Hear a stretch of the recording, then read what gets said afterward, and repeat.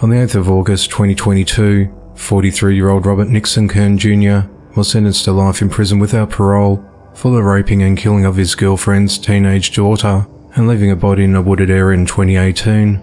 He's also been charged with tampering with evidence. The incident occurred in the morning of the 13th of April 2018, when 16-year-old Justice Garrett missed her school bus, so mother Danielle Pratt, who Robert was dating, suggests he drive her daughter to the Mount Dora High School. He was roughly a 15 to 20 minute drive from a Sorrento home, but he instead drove her in his Ford Explorer down a dirt road to a secluded wooded area in Volusia County, where he raped and killed her. Early that morning at 7:26 a.m, Robert texted Danielle that he just dropped her daughter off at school, but she never made it to school, and she was marked absent for that day. Robert's cell phone record showed that he was nowhere near the school when he sent the message. Assistant State Attorney Megan Upchurch said, "At that point we know Justice loses access to her phone. She's either drugged, incapacitated with threats or violence, and he's taken control of because there's no further communication from her phone." GPS records of her phone show that from 8:12 a.m. until 9:17 a.m, Justice's phone remained stationary in the area where her body was eventually found. "We know at this point that she's raped," Upchurch added. "We know that she's killed." Justice's phone starts moving again at 9:17 a.m. Eventually Robert drove to the girls' high school before turning the phone off and disposing of it. He convinced Danielle not to immediately report her daughter missing, and to later tell police she was with him when they both supposedly took Justice to school. Danielle reported her daughter missing the following day. Cell phone GPS movements, however, revealed that the 3 days after her murder, Robert went back to the crime scene and spent an hour there. On the 18th of April, 5 days after Justice was seen alive, a group of joggers discovered a lifeless body off a dirt trail near service and gasoline roads with bleach on parts of her remains and shoes. Her pants were pulled down around her ankles, her shirt and bra were pulled up around her neck, and her hoodie was tightly tied around her head and her nose was broken. Because of animal activity and her body being in an advanced state of decomposition, it was unclear exactly how she died, but her death was ruled a homicide.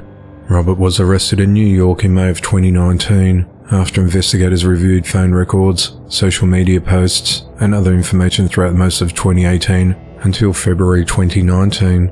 Robert denied killing the girl, insisting he dropped her off at the school on the day she vanished. He also lied to detectives, claiming he'd been performing a carpentry job the same day. Danielle, however, confessed to lying to detectives about being with Robert when he supposedly dropped Justice off. She said she lied because Robert had a suspended license. Upon further investigation, authorities recovered Robert's phone and found that in February of 2018, he pretended to be an 18-year-old on Instagram, sending obsessive and lewd messages to Justice.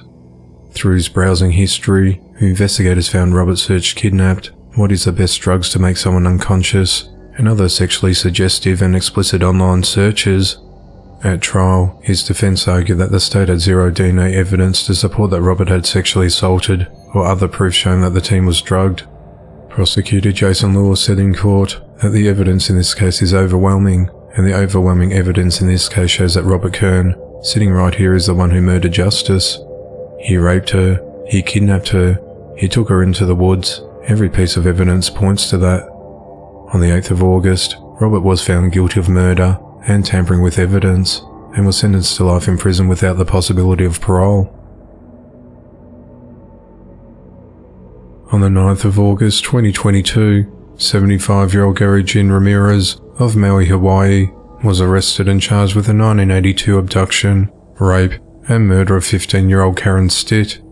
Karen was last seen alive on the evening of the 2nd of September 1982. That night she took a bus from Palo Alto to Sunnyvale, California, to visit her boyfriend David.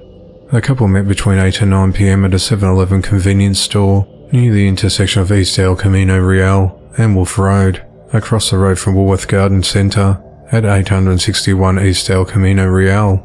They got some drinks and then walked north to the Golfland Miniature Golf Course. At around midnight, David walked her back to a bus stop so she could head back home. Afraid of breaking curfew, David ran back home before making sure she caught the late bus.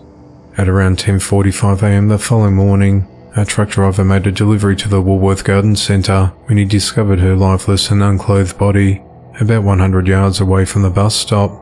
She was lying in the bushes of a cinder block retaining wall along the garden center driveway. Her wrists had been bound with her own shirt, her legs were bound with her own jacket, and she had been stabbed to death.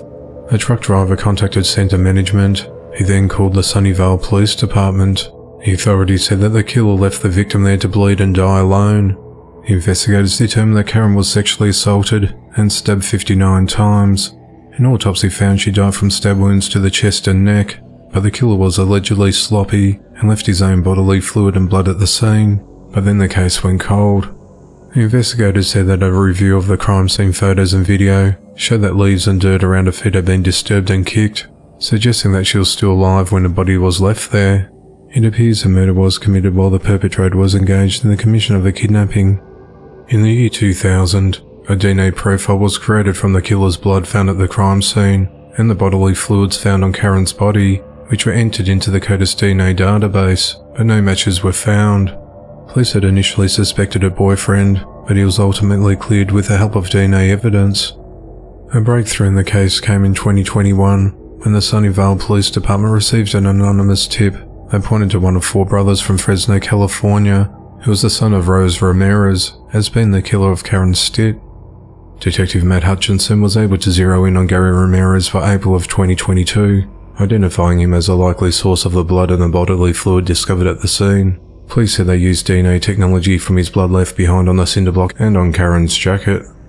Gary is a retired bug exterminator and Air Force veteran who was raised in Fresno but later moved to Hawaii. He has no prior criminal history and was arrested on the 2nd of August 2022 at his place of residence in the town of Makawao on the island of Maui. He's held at the Maui jail, awaiting extradition to California to face trial. A 32-year-old preschool teacher has been arrested and charged with abuse of a child. The arrest occurred at 12:52 p.m. on the 10th of August 2022 at the Kindercare Learning Center located at 1990 Main Street in Dunedin, Florida, after authorities received reports of abuse in progress. During the course of the investigation, deputies discovered that a witness overheard screaming coming from the playground of the preschool. A witness saw Ashley Richards yelling at the victim and repeatedly punching the child with both open and closed fists to the back and side of the head. She was then observed pushing the child to the ground and yelling, "Do you want me to hit you?" The incident was captured on the witness's cell phone. Ashley has been employed at the centre since March of 2021 and has been placed on administrative leave as a result of the incident. She is held at the Pinellas County Jail and faces 1 count of felony child abuse.